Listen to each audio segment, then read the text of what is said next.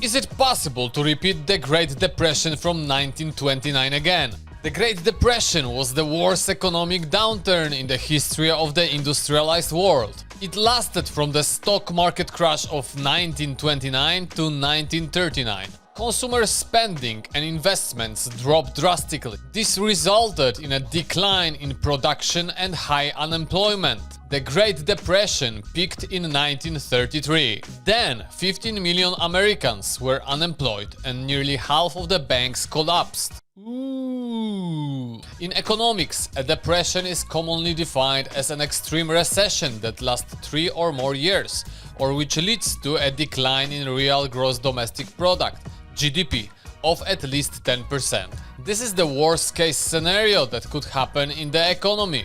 This type of situation occurs extremely rarely in the world. It is very painful for society. So what characterizes the Great Depression? 1. Substantial increase in unemployment. 2. A drop in available credit. 3. Diminishing output and productivity. 4. Consistent negative GDP growth. 5. Bankruptcies. 6. Reduced trade and global commerce. 7. Bear market in stocks.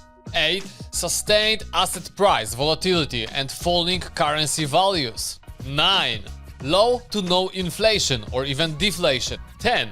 Increased savings rate, of course among those who can save. Sounds dangerous? One of the main principles of Jesse Livermore, one of the best speculators of the 20th century, is: whatever happens in the stock market today has happened before and will happen again. Is it possible that the Great Depression will repeat itself? Let's look at what led to the last Great Depression in 1929. Throughout the 1920s, the US economy expanded rapidly. The nation's total wealth more than doubled between 1920 and 1929.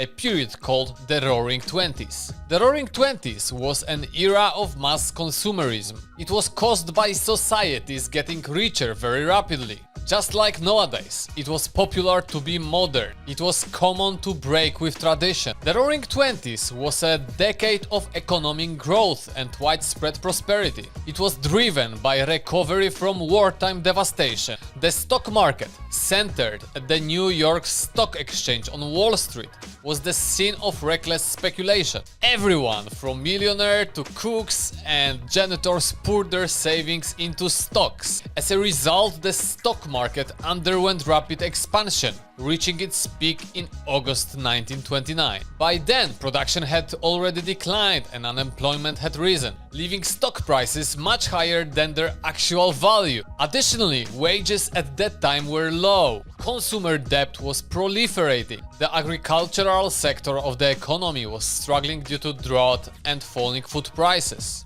Banks had an excess of large loans that could not be liquidated. I don't know about you, but I see here a lot of similarities to the current situation. We have had many years of prosperity, very strong economic development. In particular, technology companies experience a significant increase. Consumerism is at historical level. We are currently in a recession. GDP contracts for the last 2 quarters. However, when we consider how strongly the global economy has developed over the last 15 years, we may have some concerns that the Great Depression is an option. To be able to officially talk about economic depression, we must observe a drop in a year's GDP over 10% or more. For the past 100 years, there has been a perception that a repeat of the Great Depression is unlikely. The government has learned their lesson from the Great Depression. Central banks have so far reacted quickly to high inflation by rising interest rates. As you can see on this chart, this policy has lately changed.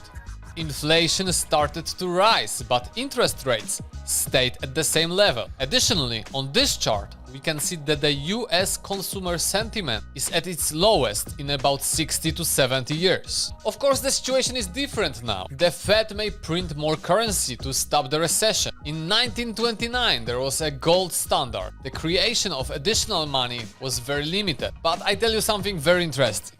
The main cause of the Great Depression is bad monetary policy of central banks. Does history want to come full circle? Subscribe, like, comment, and see you next time. Bye.